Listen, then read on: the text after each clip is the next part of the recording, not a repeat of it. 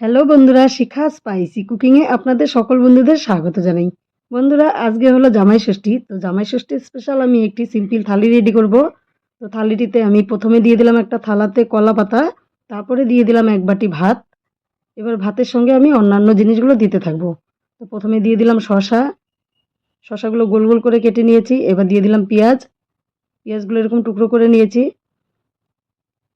এবার দিয়ে দিব এখানে মিষ্টি কুমড়ো ভাজা, একটু মোটা সাইজ করে মিষ্টি কুমড়োগুলোকে ভেজে নিয়েছি। মিষ্টি কুমড়োতে যে লবণ, হলুদ, চিনি এসব মেখে দিয়ে ভেজে নিয়েছি।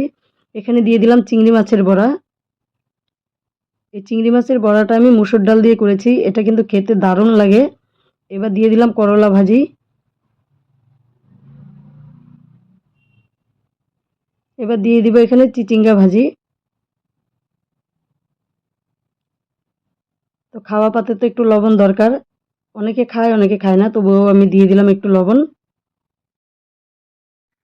থালার পাশে আমি কয়েকটা বাটি বসিয়ে তাতে দিয়ে দিচ্ছি মটন কষা।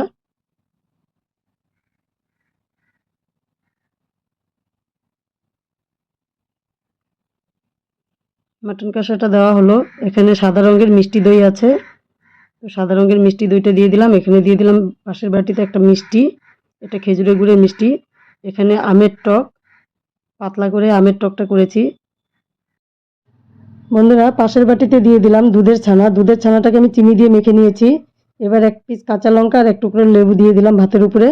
এবার কিন্তু থালাটি পুরোপুরি কমপ্লিট। তো বন্ধুরা, এই সিম্পল লাঞ্চ থালিটি দেখে আপনাদের কেমন লাগলো অবশ্যই জানাবেন। আমার এই ভিডিওটির সঙ্গে থাকার জন্য আমার নতুন পুরনো সকল বন্ধুদেরকে জানাই অসংখ্য ধন্যবাদ। আর ভগবানের কাছে প্রার্থনা করি আপনাদের জন্য এই জামাই ষষ্ঠীর দিনটি খুবই আনন্দে ফুর্তিতে কাটে।